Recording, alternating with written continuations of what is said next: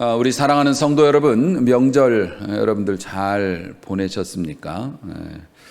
저도 여러분의 사랑과 또 기도 덕분에 아주 평안하고 감사한 명절을 보냈습니다. 아무데도 안 가고 집에만 있었다는 뜻이에요. 평안하고 감사한 명절. 올해는 질병 때문에 시골에서도 오지 마라, 나라에서도 가지 마라. 그런데 어떻게 그렇게만 되겠습니까? 또 고향이나 부모 형제 찾아뵈러 많은 분들이 다녀오실 수밖에 없었고 그렇습니다. 왜 그렇게 고향을 찾아갑니까? 고향이니까 그러죠. 내가 태어난 곳이고 내 육신의 고향이고 또 부모님 계시거나 형제들 또 친구들 있고 그래서 끌리듯이 찾아가고 그렇습니다. 그렇게라도 안 가면 내 삶에 뿌리가 없는 것 같아서 허전하기도 하고 그래서 가죠. 하지만 이제 그것도 우리 기성세대들이나 이제 그렇게 하지 우리 청년이나 학생들의 시대에는 아마 그것도 쉽지 않을 듯 합니다. 물론 이제 우리 학생들은 아직 어리니까 고향에서 계속 자라나고 있는 중이니까 그렇죠. 고향을 떠나서 오래돼야지 고향에 대한 그리움이 있는데 그런데 이 친구들이 이제 자라나서 우리 학생들이나 청년들이 성장을 해서 장년이 된다고 해도 이 웰빙타운로를 이 고향이라고 생각하고 찾아올라나 모르겠어요. 네. 그렇잖아요. 시골하고는 동네가 다르니까. 제 어린 시절의 기억은 서울이었어요. 저는 초등학교 2학년 때부터 서울에서 살았으니까 어린 시절에 이렇게 서울에 살면서 보면은 명절 때가 되면 꼭 보이는 풍경이 있었어요. 누나들이 우리 누나 말고요. 그 다른 누나들이 옷을 쫙 빼입고 명절 전날이나 그 전날쯤 되면 연휴가 시작되면 백화수복이거나 아니면 선물 보따리 이런 거 이렇게 들고 막 여러 명이서 이렇게 모여서 가요. 그럼 이렇게 누구냐면은 이제 그 동네에 있는 큰 공장에 다니는 누나들이에요. 그래서 그 회사에서 내준 버스를 딱 타고 고향 가는 거예요. 선물 하나씩 이렇게 이제 챙겨가지고 이게 이제 성공의 상징이었죠 당시에는. 자가용 타고 시골 가는 거 말고는 회사에서 내준 버스 타고 그 당시엔 표 구하기가 얼마나 어려웠습니까? 회사에서 내준 버스 딱 타고 이렇게 고향 갔다 오는 거. 나머지 이제 그렇게 못 가는 사람들은 용산역에 가서 줄 서야죠. 그래서 새치기 안 당하려고 얼굴도 모르는 사람 앞에 사람 허리 붙잡고 이렇게 서가지고 막 앉으라고 그래서 안 앉으면은 대나무 큰 긴 걸로 양쪽에서 막 훑어. 그러면은 앉았다 일어났다 오리걸음 걷듯이 그렇게 해가지고서 기차 타고 집에 가고 그랬습니다. 왜 그렇게 고향에 목숨을 걸었을까? 노래도 만들었어요. 고향이 그리워도 못 가는 신세. 그러면서 한탄을 하고 명절에는 항상 그런 뉴스가 나와요. 고향에 가지 못해서 자기 신병을 비관해서 극단적인 선택을 했다라는 사람들의 이야기. 그런 것들이 그 즐거운 뉴스 끝말에 그렇게 나와요. 왜 그렇게 고향에 목숨을 걸었을까? 옛날에는. 일단은 못 살아서 그렇죠. 지금과는 달리 고향에 한번 간다는 것은 정말 입에 풀칠하기도 어려운 삶을 서울서 사는 사람들에게는 그건 정말 대단한 일이었어요. 일단은 쉬는 날이 없었죠. 토요일은 당연히 일했고 심지어 일요일에도 나가서 일하는 사람들이 거의 대부분이었을 정도니까.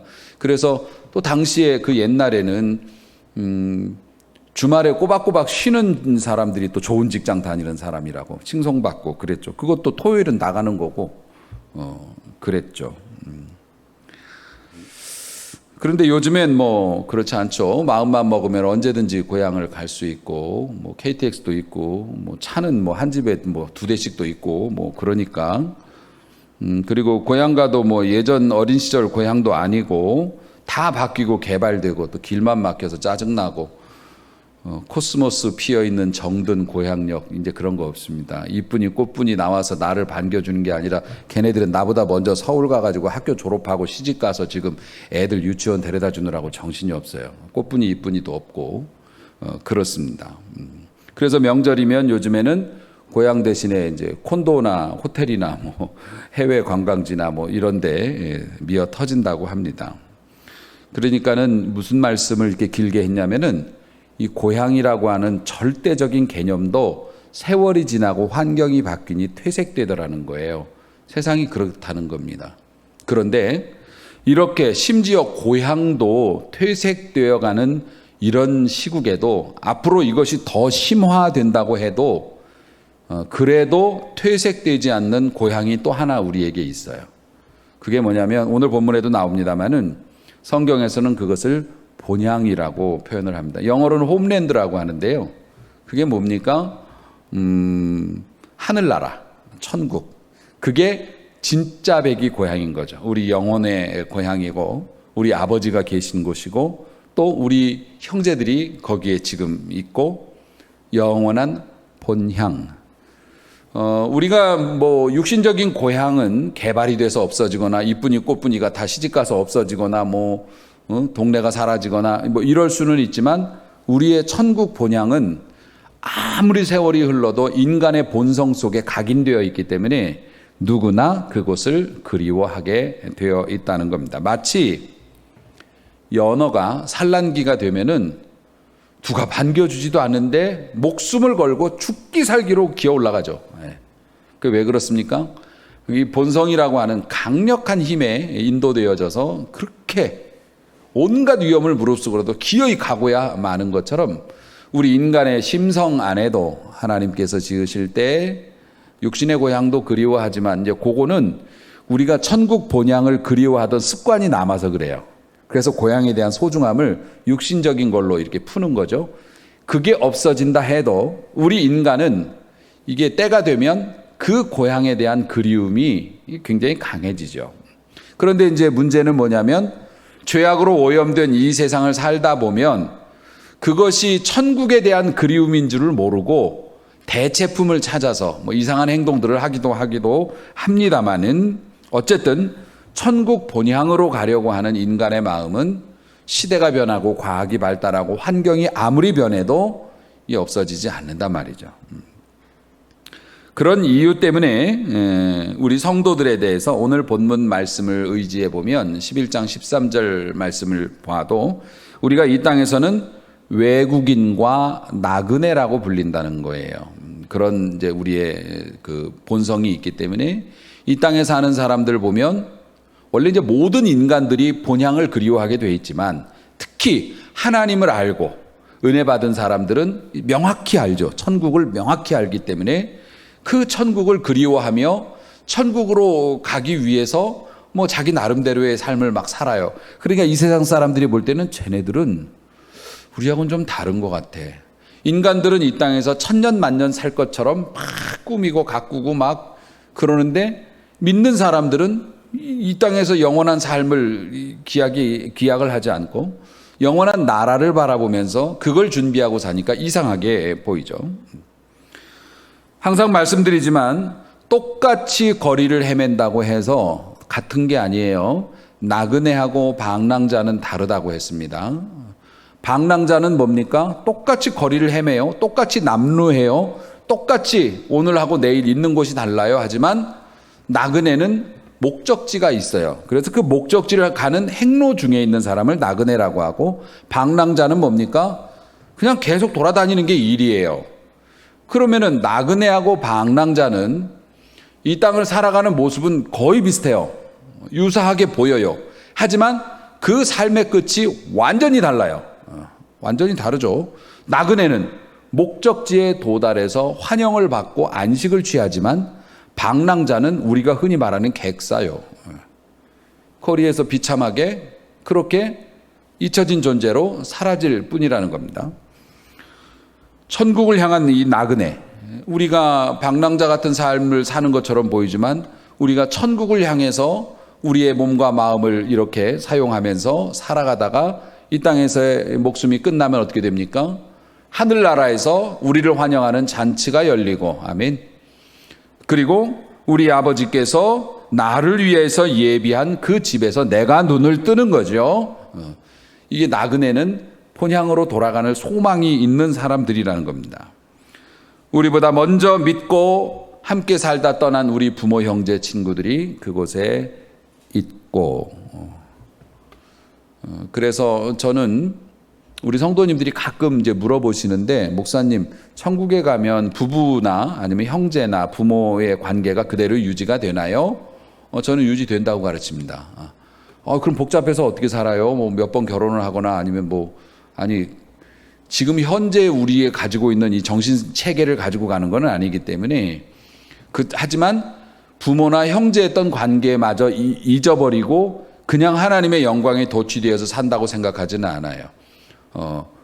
여러 가지 근거로 볼 때 천국에서도 관계가 있습니다. 관계가 있지만 이 세상처럼 그 관계에 얽매이지는 않는다는 거죠.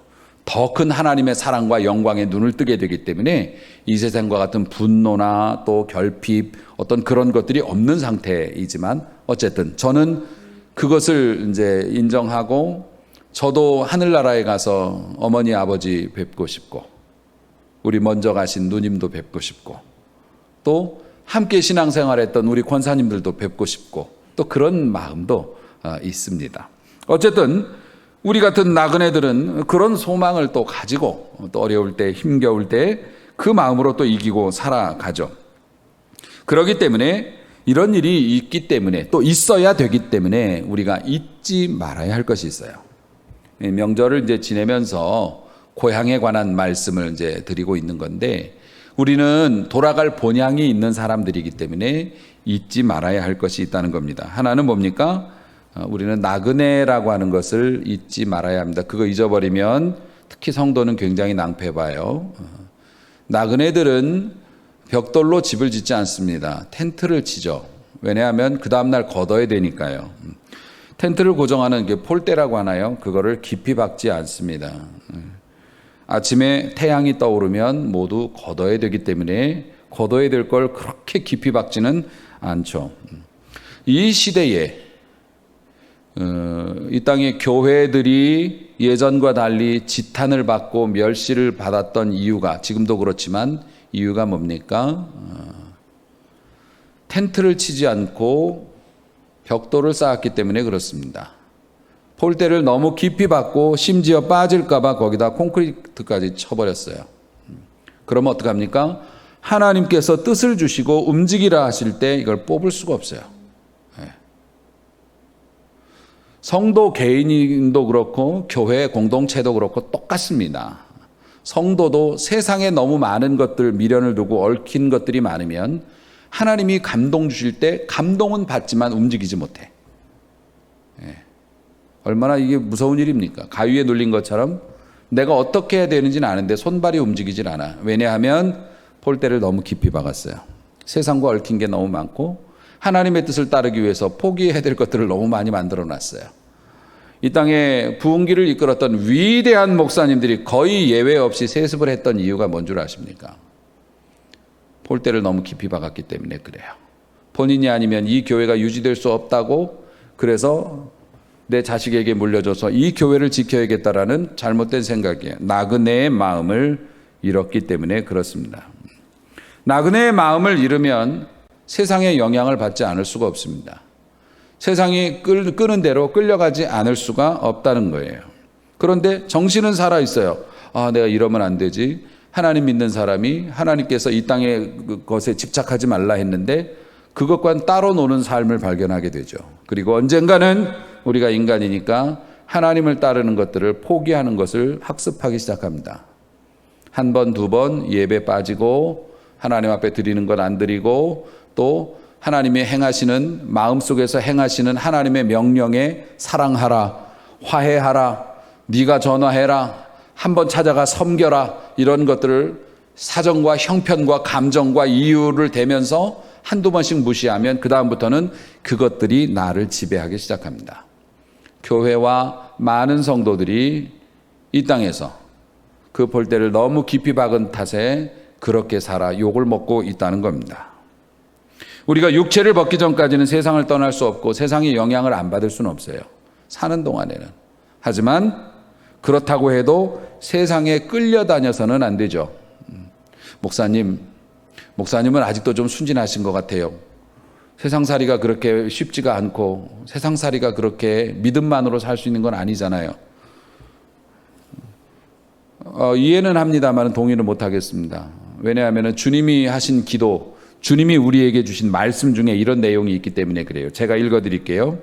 요한복음 17장 14절에 보면 주님이 이 땅의 백성들을 위해서 기도하신 내용이 나와요. 예수님께서. 그 내용이 이렇습니다. 내가 아버지의 말씀을 그들에게 주었사오매, 성도들이 주님에게 은혜를 받았다는 거예요. 그러니까 우리 같은 사람들이 된 거예요. 내가 아버지의 말씀을 그들에게 주었사오매 세상이 그들을 미워하였사오니.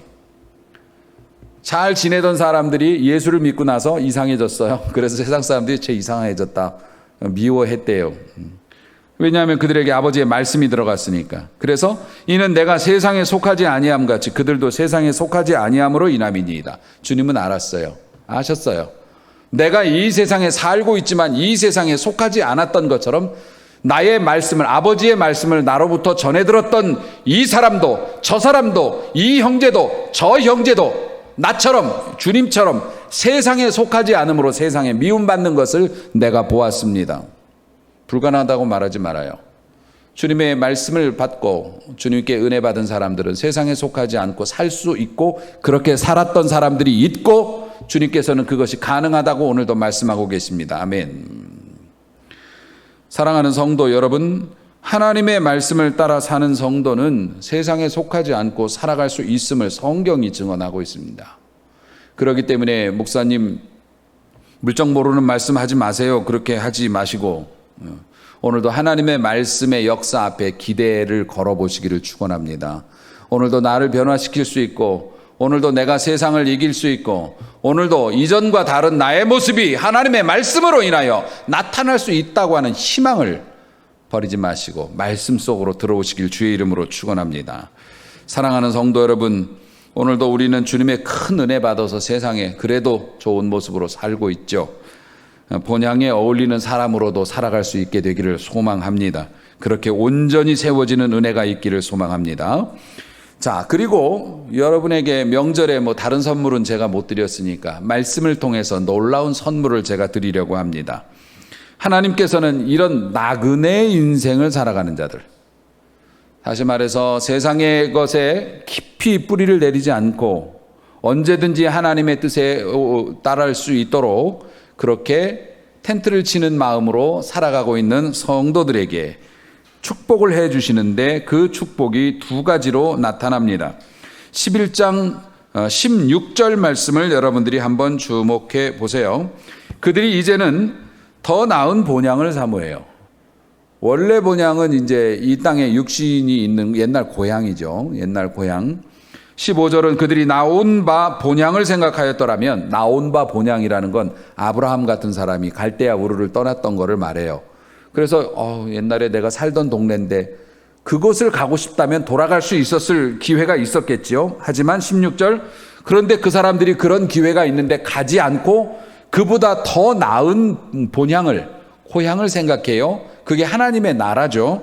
그랬더니 그것이 이제 하늘에 있는 것인데 하나님이 그런 마음을 가진 사람에게 하나님의 나라를 사모하며 이 세상에 좋은 것도 있지만 그보다 하나님의 나라가 더 좋다고 생각해서 그 하나님의 나라를 가기 위해서, 하나님의 뜻에 따르기 위해서 세상에 너무 깊은 미련을 두지 않고 언제든지 하나님의 명령에 순종하기로 마음을 먹고 그런 방식으로 살아가는 사람들에게 복을 주시는데, 그게 뭡니까?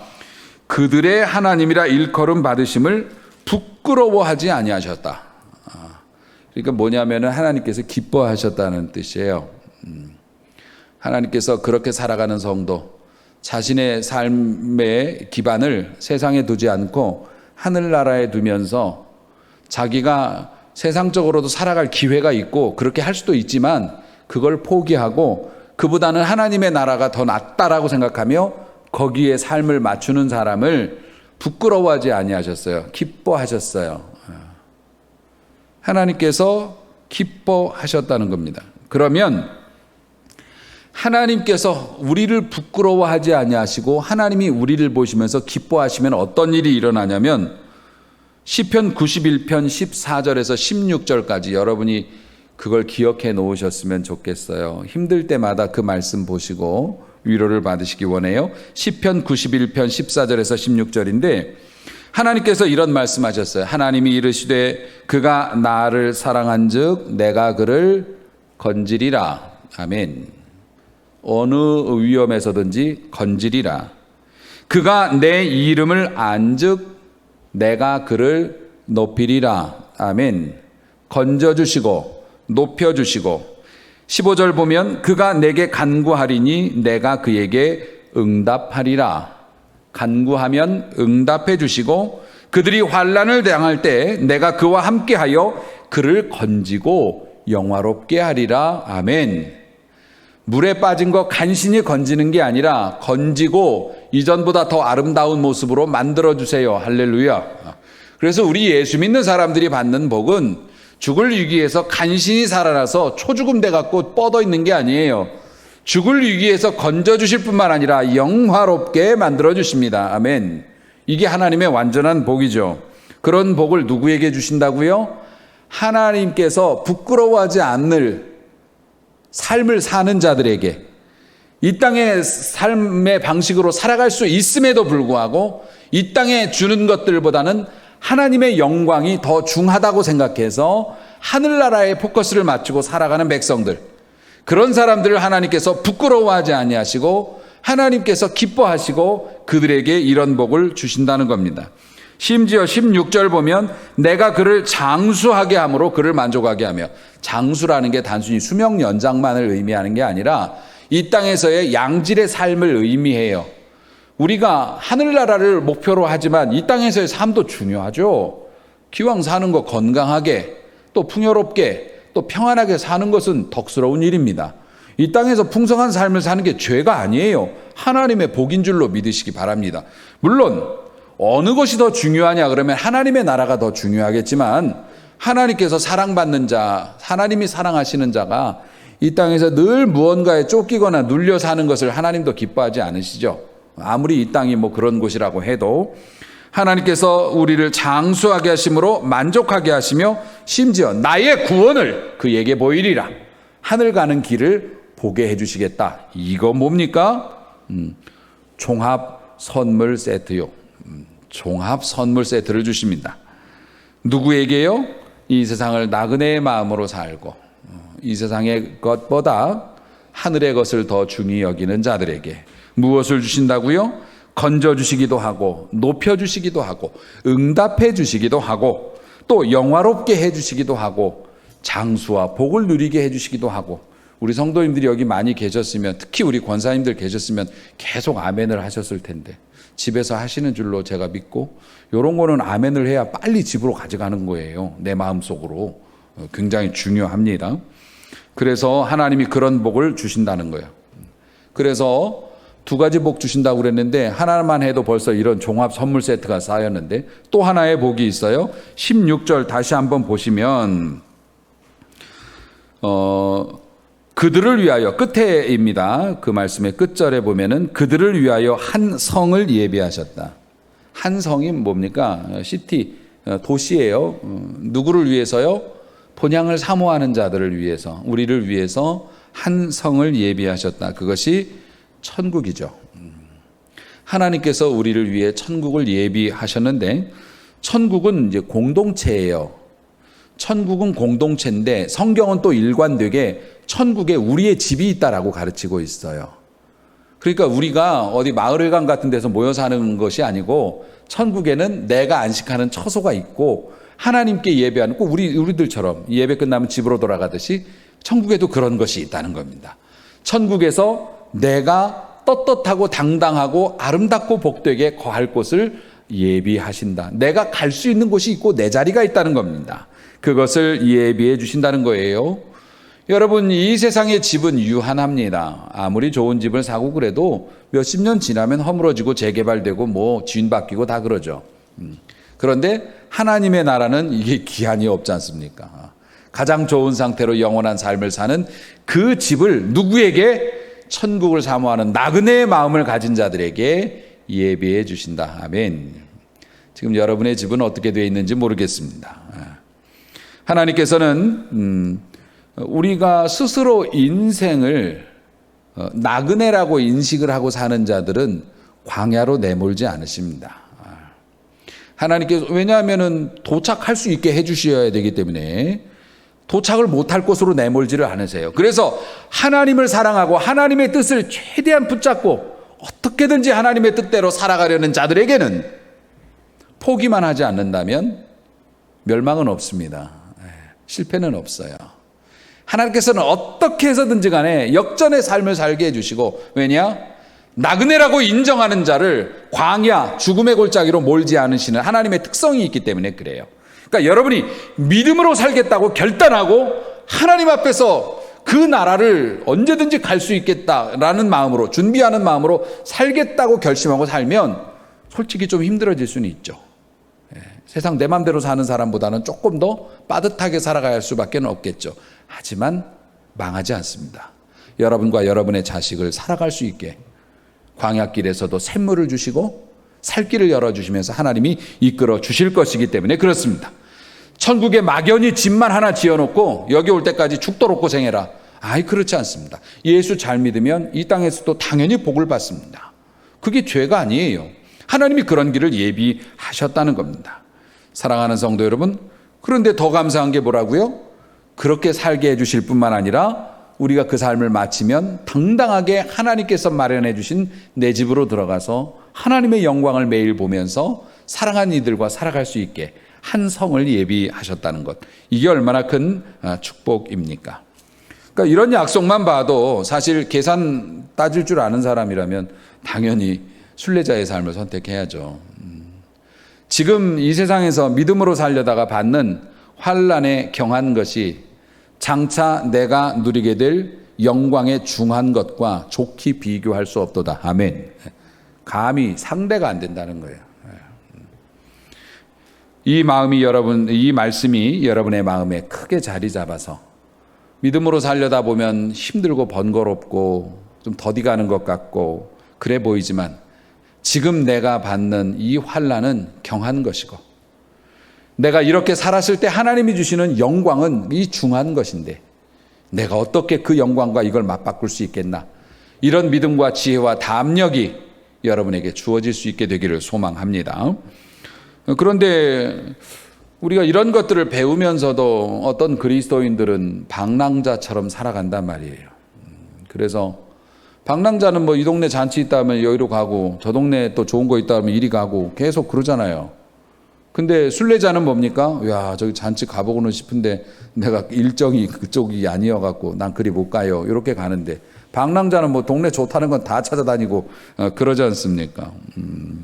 그게 뭐냐면 환경에 반응해서 갈팡질팡 하는 거예요. 이 그리스도인은 그리스도인인데 믿음은 있기는 한데 삶은 세상의 방식이고, 조금만 누가 에이 하고 겁주면 이리 도망갔다가 또 한참 걸려서 다시 돌아와서 이게 참 그렇게 살아간다는 거죠. 그래서 결국 어떻게 돼요? 길을 잃어버려요. 기도하러 가는 길도 잊어버리고, 예배를 드리기 위해서 성전으로 올라가는 길도 잊어버리고. 안 믿는다는 건 아니에요. 믿는데 길을 잃어요. 예전에 이리 다녔던 것 같은데 봉사의 길도 잊어버리고 하나님 앞에 드리는 기쁨도 잊어버리고 자꾸 잊어버린단 말입니다. 사랑하는 성도 여러분, 나는 길을 잃은 게 아닙니다, 목사님. 난 다 알고 있어요. 제가 원하면 지금이라도 충성할 수 있고 봉사할 수 있고 왕년에 제가 다 해본 거예요. 거짓말하지 마세요. 길을 잃으신 거 맞아요. 봉사, 헌신, 충성 내가 하고 싶다고 오늘부터 되나요? 그렇지 않습니다. 하나님께서 은혜 주시고 힘 주시고 환경도 주시고 좋은 교회도 만나게 해주셔야 봉사도 할 수 있고 헌신도 할 수 있는 거지, 내가 아무 교회 나가서 내 맘대로 봉사하고 내 맘대로 헌신하고 내 맘대로, 그게 그렇게 되는 게 아니죠. 여러분, 나는 길을 잃은 게 아니라 잠깐 쉬고 있는 거다, 그런 얘기 하지 마세요. 내가 마음만 먹으면 언제든지 헌신할 수 있고 충성할 수 있고 뭐 다 할 수 있다, 스스로를 속이지 마세요. 길을 잃은 겁니다. 시간이 빠르게 지나가고 있습니다. 하나님의 나라에 갈 날이 다가오고 있습니다. 우리가 이 땅을 살아가는 동안에 우리가 넘어야 하는데 넘기 진짜 어려운 내 육신의 문제나 가정의 문제나 사업의 문제나 자녀의 문제가 앞으로도 첩첩산중이요. 하나 넘는다고 되는 것도 아닙니다. 삶이 이렇게 엄중합니다. 그렇게 엄중하기 때문에 우리는 하나님의 인도하심을 받아야 돼요. 시간도 얼마 많지 않고 우리 앞에 앞으로도 남아있는 문제가 우리 힘으로 극복하기는 너무 어려워요. 그때마다 이리 돌아가고 저리 돌아가고 이 사람한테 의지하고 저거에 의지하다가 세월 다 까먹고 나중에 하나님 만나서 어떻게 하시려고요? 하나님이 뭐라고 하실 것 같으세요? 그렇게 하다가 하나님 만나면 이놈의 새끼야, 너 세상에 살면서 아무것도 못하고 왔구나. 그거 갖고 야단치시는 거 아니에요. 하면 우리가 얼마나 한다고. 우리가 세상의 방랑자처럼, 나그네가 아닌 방랑자처럼 살다가 세상에 치이고 이런저런 고생해서 별 볼 일 없는 그리스도인으로 살다가 하늘나라 가면 너는 내가 너에게 맡겨진 사명을 감당하지 못했으니 이 나쁜 녀석아, 이렇게 말씀 안 하신다고요. 하나님 뭐라고 야단치시는 줄 아세요? 야단은 치시니까 뭐라고 야단치실 것 같으세요? 이놈아, 그렇게 좋은 길을 너에게 줬는데 어찌 그렇게 고생만 하다 왔느냐. 내 자식이 너에게 부족할 것 없이 다 필요한 것들 옆에다 심어놓고 네가 열심히 고개 돌리고 믿음으로 기도해 보면은 다 보이는 것들이고 다 네가 집어서 쓸 수 있는 것들인데 어찌 그런 것 하나 못 해먹고 쫄쫄이 굶다가 창피당하고 내 자식이 그러고 왔느냐, 이 불쌍한 놈아. 아마 요렇게 야단치실 거예요. 아버지시니까. 너는 나를 위해서 왜 기여한 바가 없느냐. 그렇게 야단 안 치세요. 근데 진짜 불효는 그거 아닙니까? 아버지의 자식답게 살지 못하는 것. 그게 진짜 불효죠. 사랑하는 성도 여러분, 머뭇거리고 방황하는 것도 정도가 있습니다. 요즘에 제가 가끔 쓰는 말인데 애지간히 합시다 좀. 쉬는 것도 좀 애지간히 하고, 우리가 좀 게으름을 부릴 수도 있지만 그것도 좀 적당히 해야지. 우리가 하나님 앞에 방랑자처럼 그렇게 살아가는 것도 이제 애지간히 하고, 이제 우리가 하나님 앞에 정신을 바짝 차리고 우리가 순례자라고 하는 것을 잊지 말아야 하고 우리가 가야 할 본향이 있다는 사실을 잊지 않고 살아가는 은혜가 있기를 소망합니다. 하나님의 축복이 나를 스쳐 지나가기 전에, 하나님이 내 몫으로 주신 축복이 내 눈앞에서 떠내려가는 것을 보면서 손 한번 뻗어보지 못하고 입맛만 다시고 흘려보내지 말고 우리가 나그네의 마음을 가지고 나그네의 마음을 가진 자에게 주시는 하나님의 그 축복을 다 누리면서 비록 나그네지만 부족함 없이 하나님과 동행하는 즐거움을 누리면서 그렇게 살아가는 성도로 여러분이 쓰임 받을 수 있게 되기를 소망합니다. 세상의 모든 것은 심지어 고향도 사라져갈 겁니다. 그러나 우리의 영원한 그 나라는 본향은 우리의 마음속에 더 선명하게 각인될 거고, 이제 우리는 세상에 묻어뒀던 세상에 뿌리를 내리려고 했던 것들을 좀 이렇게 흔들어 뽑아서 하나님의 뜻에 기민하게 움직이는 나그네로서의 삶을 회복하고 그 나그네에게 약속하신 귀한 축복을 다 받아 누리면서 언젠가 우리 본향에 가서 우리 아버지를 만났을 때 너는 참 알뜰하게 살다 왔다, 너를 볼 때마다 항상 좋았다 라고 칭찬받는 성도로 쓰임받을 수 있기를 주님의 이름으로 축원합니다. 기도하시겠습니다.